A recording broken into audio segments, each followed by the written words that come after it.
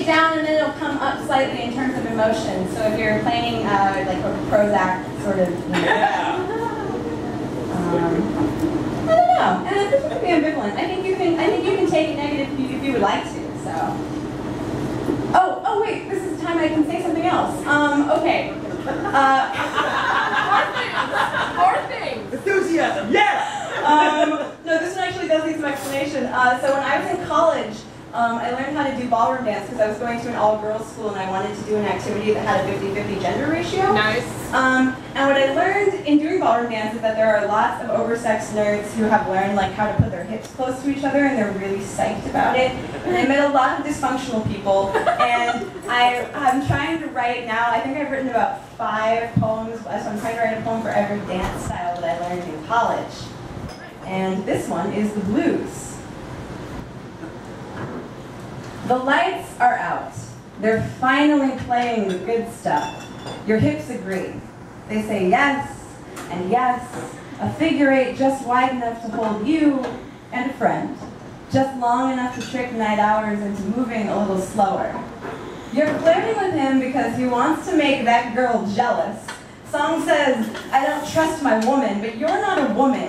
You're a low laugh in a dark room. You open your mouth and beat comes out. You shift your feet and your belly slow pours sweet bourbon. You make cliche look good. Room full of sweat says, keep collecting salt. Your arm says it's coiling over his neck like a promise, like bury him at the crossroads. Downbeat says, don't think about your heart yet. It's too late, or else too early. And you're no burial, you're underwater exhale. You are love talking a smudged mirror. That girl got jealous.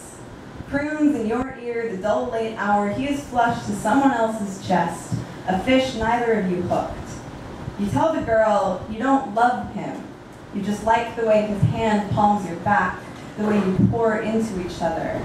You unhook your fingers from your hips, and that girl's lipstick curls her mouth into the kinds of questions you used to ask yourself. Fall asleep on your feet and dance through the dreams that follow.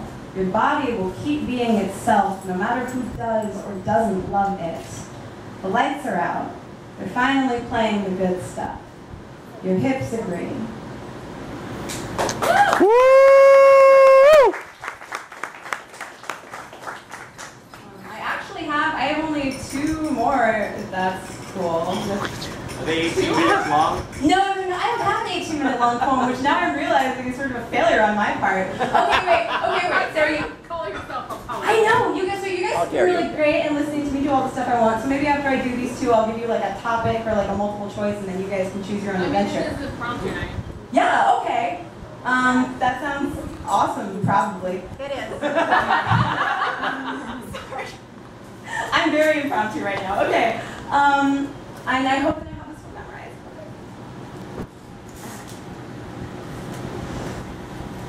Okay. At the time, nobody asked me, Ophelia, what's with all the flowers? They said, isn't she precious? Isn't she feminine? Isn't she just a metaphor? Bouquets are the ultimate and inoffensive, appropriate for weddings or for funerals. They're centerpieces. Centrifuges at the middle of every polite dinner conversation that is never about them. They thought it was something to steady my hands. But there's a brutal architecture to floral arrangements.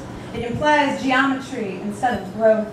It implies cages and uprooting and short, sharp knives with pansies for thought and fennel for flattery, rosemary for remembrance, so you don't have to. Every petal a hidden signal, their invisible chlorophyll ink. I've started wondering about water. Dead fibers still straw it up through its thin veneer of green, and the way that the float of your skirts will pray you drown, I mean, weigh you down, when you let them go waterlogged, wassailing by the wrong creek. I've started wondering where prayers go, cast through such a slow medium, why everyone I know says flowers are so sweet, but tires of them so soon. I wonder if bloom isn't just a word that means prediction of decay. I wonder if flowers might not be the perfect metaphor for me. Just not the way they thought. Flowers are beautiful and disposable. They are easily dispensed with when rot sets in. I've started wondering if there's ever a way to see the rotten before it takes hold and excise it, or if I'm better off excising everything. Why being inside the walls of this house feels like being underwater. Why no one that I love ever loves me back. I've started wondering who's been cutting my bouquets into such disquieting shapes. Sweet ladies, my room is lousy with flowers, casting cut glass shadows and crisp, dry petals. I wonder, can you ever kill enough pretty things to ensure there'll be a place for you when they all fall down? Woo! Woo! And I have one more before we embark on an adventure where I guess where you guys like to pick something. Looking for it. Oh, there we go. Alright, and this one is also your request, Dwayne.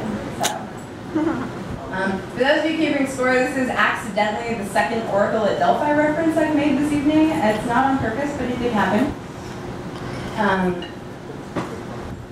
My mother insists on interpreting my dreams like the Oracle at Delphi with an agenda. This one means patch things up with an old friend. That one means call your grandmother. I find this a little convenient. Cosmo magazine say my astrological sign predicts who I should be fucking, and I find this convenient as well. Yes. Do I look like a straight line sticking to a destiny just because you tell me I have one? What do I look like, a 3-act tragedy? Dream Bibles tell me my brain manufactures visions like layer cakes. Their shapes specific as crack code. Dreams about running, dreams about following, dreams about beds full of wolves. If the universe thinks it's so smart, it can say all that shit to my conscious mind. Sure. I played the symbols once. I thumbed tarot decks soft at the edges, scattered bones to watch how they fell, court reported the flights of birds, hoping beyond hope there was some plan for me better than what Jesus and my hedge maze of a brain could cook up. Here's what I learned. I have more dreams than is normal about murder and shopping malls. I can't fall asleep on my back. In tarot, the devil card means bondage and addiction, a man and a woman chained to an infernal throne. 19 and anorexic, my freshman year of college, I pulled that card every time I read.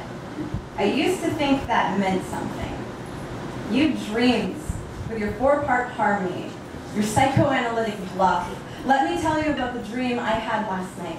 The one where the clouds were edged in tangerine and took on the most ecstatic shapes. The one where I walked barefoot on summer stone, where the just cool enough wind lifted my dress like it was trying to teach me how to fly.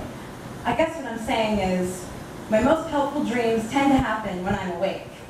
Like, what symbol could be better than cool rain outside a nighttime window? Then the moment so mythic, you know if you wrote it down, no one would believe you because it would sound too much like poetry. Hell yes. I've never had a dream where I could remember drawing breath, and the kisses don't feel like kisses, and the sex doesn't feel like sex. I guess I figured out how to expand on the meaning of fortune telling, because I'm pretty sure the signs are everywhere, if you're willing to wake up and start looking for them. Woo! Thank you, guys. Okay, so I could stop now. I could do one more poem. One? Or whatever. So okay, here's my question for you. So I have like kind of 2 modes, and one is like angry, self-destructive feminism. Yeah! Yeah. Woo! That's one mode, and the other mode is like nerd references. Yeah. I actually have a combination of the 2. Yeah! Slay the nerds. Yeah! Wait, okay, it's about 50 Shades of Grey. Is that appropriate? Yes! It is if we. Okay, they're swearing. I don't really think it's very explicit. Okay. What's your stance? No. You'll find out. Okay. Okay. If you're trying to censor explicit, we do not side with that. Oh well, I'm trying to. They boo I know censorship. this is an all-ages crowd. So, okay. Rachel and Pronto. But they're all over 10. Okay. All right. Cool. Yeah, I don't put me parents with small children. Okay. Elisa reads 50 Shades of Grey. 1. What the fuck is this? Yeah. 2. No, seriously, I thought this book was supposed to be about kinky sex. Yeah. Why is this chick afraid of having orgasms? Why is she loving this guy into wellness? 3. A found poem composed of real lines from 50 Shades of Grey. You've had 6 orgasms so far, and all of them belong to me. He reaches between my legs and pulls on the blue string. What? And gently takes my tampon out. Christian, you use sex as a weapon. It really isn't fair. My inner goddess is doing the merengue with some salsa moves. My inner goddess pole vaults over the 15-foot bar. Holy cow, his erection. That scares me. You scare me. Please don't be angry with me, I whisper. You scare me when you're angry. 4-28. 50 Shades of Grey by E.L. James was originally published as Twilight fan fiction under the pseudonym Snow Queen's Ice Dragon. Yeah. According to the news, the book is so popular because women wish they didn't have to say what they wanted in bed. They're exhausted, being so independent and making so many choices. It's a nice change to read a book in which the heroine has her cell phone tracked, her banking information stolen, her career steered for her, and her meals dictated by a man who then fucks her in way fewer than 50 mildly exotic ways because he loves her.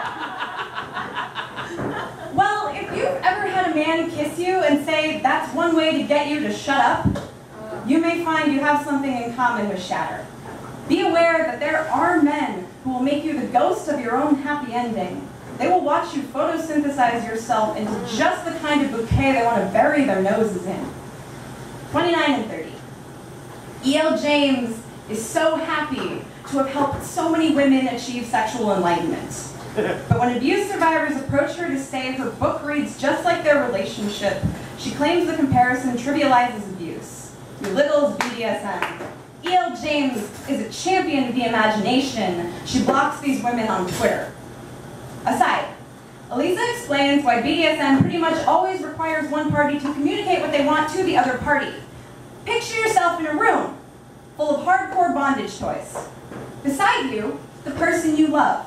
Beside them, a gimp suit and a caning station. Now, picture yourself looking into your beloved's eyes and saying, "Go nuts." 31-49. It's not that women have learned to show their throats to the bottom of a shoe. It's not that some girls just want to get flogged. It's that too many women learn their hearts are a harpsichord you don't have to learn how to play. Anyone can step up to the keys and be a master. There's so much of them that will come out mangled music. A harpsichord has no note that means consent. 50. Life is too short to keep tasting blood on my tongue. When life hands me hauntings, I exorcism. When a man paints me monster, I fireproof. When the moon sends me appetite, I high-heel crack sidewalks, feet whipping out their fuck yous. I'm not afraid of haunted houses anymore. I fought for my freedom too hard to concede to yours. Don't talk to me about how brave you are, how perfect your love, how boundary-breaking your nipple clamps. Give me your fiction, and I'll fucking burn it down. Woo! Yeah! Woo! Oh my god, I'm actually really happy that we had that experience together. You guys are great. You should give yourselves a hand. Woo! Okay, yeah, so that was me. I'm going to be here selling chapbooks, Brutal Architecture and Whips, Chains, and Monster Girls. They are only $5. Only $5. Woo! And the Whips one comes with the tiny handcuffs. Something shiny. If you don't like my poetry, you could still score some sweet handcuffs. Yes.